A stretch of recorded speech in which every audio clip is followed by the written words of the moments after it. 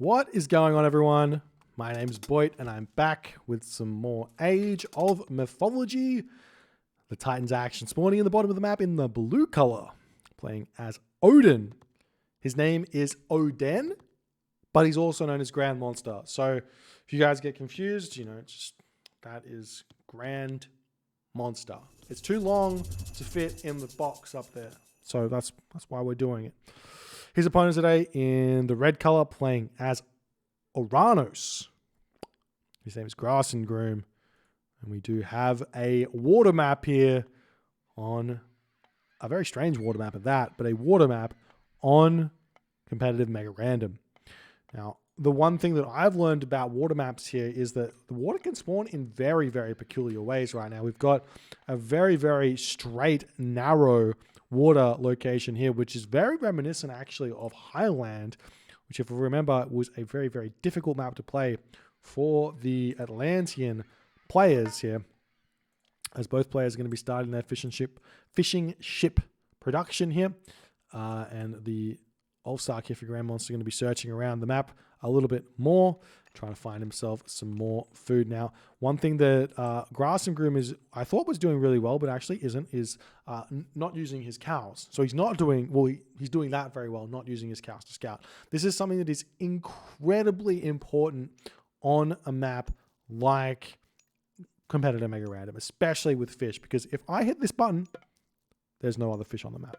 Okay, this is the weirdest, by far, map I've ever seen.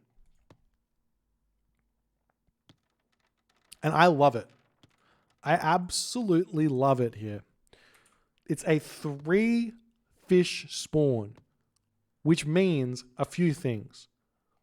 Both players might want to fight for this water, might not want to fight for this water. Because if you win, you only get a 3 villager advantage or a 6 villager advantage of your opponent, which doesn't end up being very big in the grand scheme of things. You can definitely come from behind and win in those sorts of situations, as a fishing spot here getting stolen away, as now Grand Monster gets himself 4 fishing spots and Grassengroom is on 2. As these guys are going to be very much question marking what they're supposed to do. We don't have a map anywhere close to this strange on in the random map pool. So these guys have to weigh up in the moment whether or not it is worth it to take the fight on water or not. And if they want to go for the fight on water, how much they want to go for it, or should they just go for a town center? Should they go for a fast heroic here? What are the real answers? Should they just go all in on land? So many different questions, lots of interesting things to come up with here. And we'll see how it's all going to go here, as Grassengroom actually needs to take villages off of wood here. He's got himself 170 wood in the bank here in the archaic age, which is not something you ever really want. Grand Monster, on the other hand, he's still got his 3 villages on wood. It doesn't really matter. He's got a majority of his villages on food, so he's going to be advancing fairly quick regardless. Temple coming up. Seems like Grand Monster has reacted fairly well to these weird maps. Now, if I recall correctly, the first tournaments that were really using strange maps were the vanilla tournaments, the AOL Destroyer tournaments, where he would say, or maybe not, actually it was RTSL. Anyways, point being, the first 1v1 tournaments were weird for vanilla. And Grand Monster was a player who would really try to pick these maps. He would be a really big fan of playing on maps like Acropolis, Vinland Saga, etc., etc. And therefore, I feel like his brain and how he thinks seems to be fairly good at these strange maps. So this one might heavily favor Grand Monster, as he's going to be throwing up this second dock as fast as he can. He's going to have a slight advantage in the classical age, having advanced just a tiny bit before his opponent. One thing I wouldn't have minded here from Grand Monster is actually Heimdall, just because I think you can undermine a dock, though that might be on extended edition. I always get confused between the two, but just Heimdall with a Einherjar to come forward with some Herser to clean this dock up really fast seems like a really, really good way forward here, but not going to happen just yet, as Grassengroom Prometheus is on the way. We do see a a cheeky hero oracle here, but this is not going to delay this dock at all. Grand Monster just says, too bad. I'm going to take this for myself and then run away, and you're going to have to deal with that. As we do see the dock is up, and the Hearse are going to just turn around and start whacking away there. No immediate longboats being made by Grand Monster, though, as he makes himself a longhouse straight away and a house to boot. I do like these building positions, though. I think that this building here can possibly get built even closer. So you have just a sliver of room to cut through here. Kind of very similar to how Age of Empires 4 forces your buildings to be made. You kind of make your buildings like that. And we are seeing Grassengroom thinking about making himself a Bareem here, but instead deciding, no, it's not worth it. Going for something else instead. Looks like he's just going straight in. Terma, Mermillo, take his 1 or 2 fishing ship disadvantage here in this game and see what he can do. Grand Monster with lots of resources in the bank here. He's making Ulfsark as Odin, which makes perfect sense. It is, in effect, we are basically having an Odin versus Oranos matchup on land with a little bit of fish. So that heavily impacts what Grand Monster is going to be able to do here, and that normally you can only really afford 2 longhouses worth of Ulfsark production, but here with the extra 4 villages in the early game, it's a little bit different. As 1 Bareem does come out here, but there's not really, well, maybe there is room here actually to hit these fishing ships. As the fishing ship's going to be retreating back, taking down this Bareem as fast as they can. Grand Monster has to kind of, not Grand Monster, Grassengroom needs to retreat into the corner here to keep his Bareem alive, or simply set it on like a kind of almost a Manra style thing, as the longboat does come in here and going to start taking down these fishing ships, causing some problems here for Mr. Grassengroom. Now all these units here are out for Grand Monster. You can decide to take this dock down. Population advantage is heavily in favor of Grand Monster, as Grassengroom now moving forward, dealing with this this Valkyrie here. We'll see what's going to happen for Grand Monster in this game. Does he have himself Speedy Ulfsark? Not just yet. I think he didn't really want to make that longboat, but because that was probably going to be the Lone Wanderer in a big way here. So those Ulfsark are going to come through, going to probably try and tear down this dock, especially with a longboat to boot. This is a very, very difficult thing to defend, and Grand Monster will be really happy with that is concerned here, as the raid's now coming through for Grand Monster. I mean, for Grassengroom, onto Grand Monster's villages here. So retreating back into the home base. These villagers jumping into the town center, trying to keep themselves alive and well here as the unit's retreating away. But while this is going on, this is a big, big advantage here for Grand Monster, as Grassengroom going to lose the dock. You see a big shockwave over here as the unit's going to try and take down some of these Ulfsark as best as they can, but this is kind of an advantage here in the Ulfsark region of the world. They just kind of win this one. It's only 3 real units you have to worry about, but no real micro here from Grand Monster on his Ulfsark, so it looks like Grassengroom going to win that fight, but not before Grassengroom's dock gets taken out here, and Grand Monster is feeling very happy where that's concerned. 80 population to 88 population. Oftentimes here we do start seeing the Ulfsarks stop really getting trained, and basically we start seeing raiding cavalry here, but the villagers retreating back. I'm sure Grand Monster actually wants to make himself get himself a purse scene at some point. Could put his numbers up to closer to, well, will be roughly 8 villagers on fish instead of just 6. But he is still trying to fight this, as Grassengroom's happily going to take this trade here as purse scene does come through. These Hero Mamilo get taken down though as the villagers are returning back to their base. There is 1 cow in the base. There is this hunt over here as well, which is really, really big. Meanwhile, we do see some raids coming in to Grassengroom's base here as the villagers returning back to the town center here, and Ulfsark's coming back home. More Ulfsark still getting trained. No real attempt at making Hersa here, which kind of seems fairly important for Grand Monster. And Grand Monster has done the kind of classic mistake of not really knowing exactly how many gold villages he needs, as he's now floating 800 gold, 900 gold in the bank. So see if that's going to come around to bite him or help him in the future. Because another big problem that happens when you have this many gold villages is the gold expires early, which allows the Oranos player to pressure your gold earlier than they otherwise should, which can be a big issue for Norse players, Odin players to have to deal with. As the houses are still coming up, we're starting to see some throwing axemen coming through to deal with those Mermillo here. 87 population for 90 population for Grand Monster to 97 population for Grassengroom.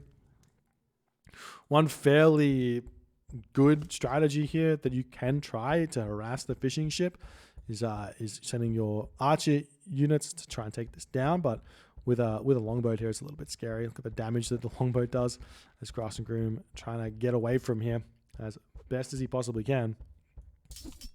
Meanwhile, the fight still ensuing here. 107 pop for Grass to 106 pop for Grand Monster. As one Mermillo does get taken out. The unit's going to be retreating away here.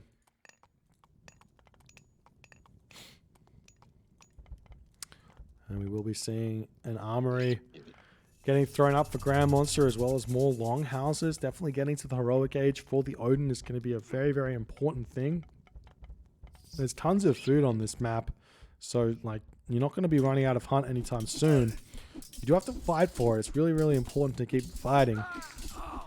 As a Terma pushing in on the back here, there's nothing really attacking them, so getting free DPS through, as we will be seeing a beautiful forest fire getting thrown down here by Grand Monster. That forces those units all the way back here, and Grand Monster's got to feel very, very happy about that forest fire. Very rarely do we see a forest fire that good, as those units all retreat away. The Olfsark's flooding forward, going to be able to surround these Terma incredibly well here, as Grassengroom's army gets absolutely demolished. And he's down to 97 population, and Grand Monster has not lost many units at all here, it would seem. As we do see a town center coming up over here. It is currently under watch, though, by Grand Monster. So we'll see how it's all going to go.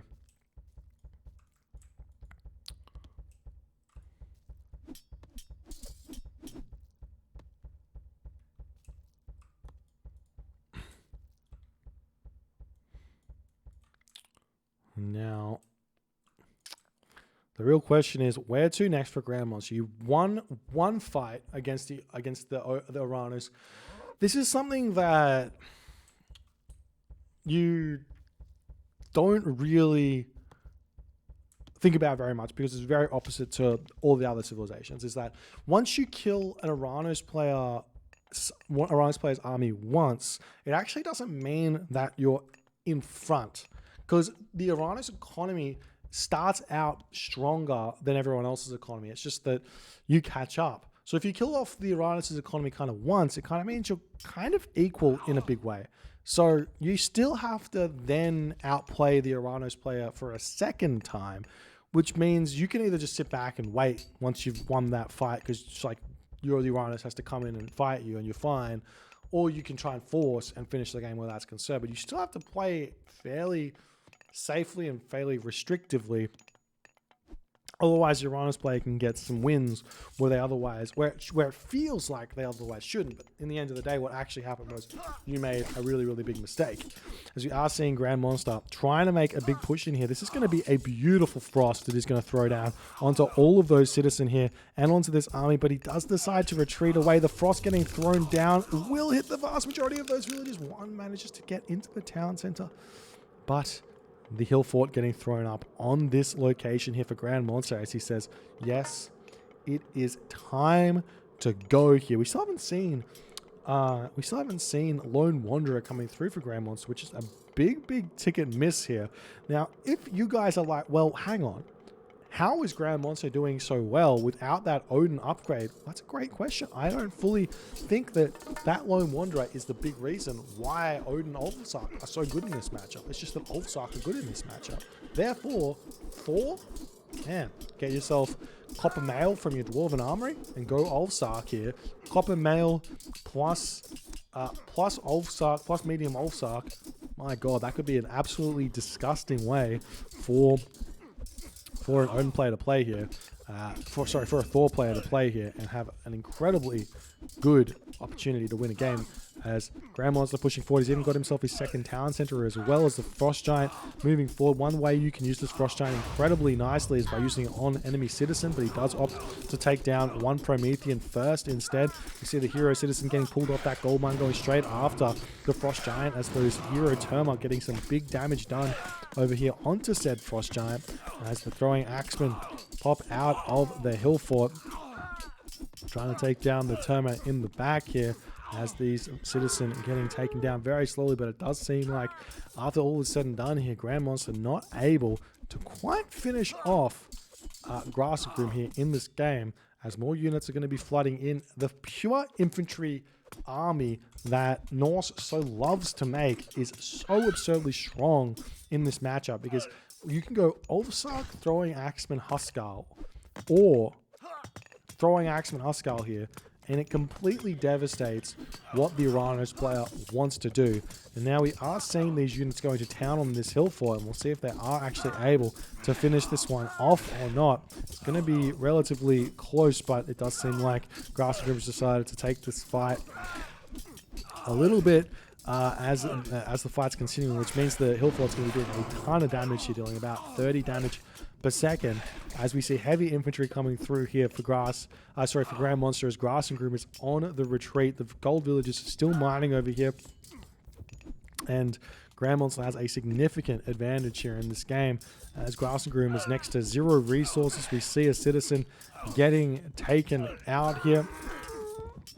A citizen over here getting taken out, and this is absolutely brutal. We see Rhyme coming through as well for Grand Monster to make those Frost Giants even more scary. And in the 15th minute of this game, Grassengroom does decide to tap out. GG, well played by Grand Monster. A really nice play here, taking out the middle of the map. What I probably would have preferred to see Grassengroom doing in a big way, in hindsight, after seeing how much of an advantage getting this fish so easily was potentially go for the 430 advance, try and take the dock down, take the fish for yourself, put the Odin on the back foot. Oranos does technically have the advantage in the early stage of this game, though the problem was that Grassengroom left his villager on wood over here after his fish got stolen. So the fishing spot getting stolen, you have to react. You got to go some different way where that's concerned, and work it out. But a beautiful game here from Grand Monster, and to all of you Norse disbelievers out there, yes, Norse can get wins. Norse, very strong god. If you guys enjoyed this game, please consider hitting the follow on the Twitch. If you're on the YouTubes, hit that subscribe button. I'll see you guys in the next game.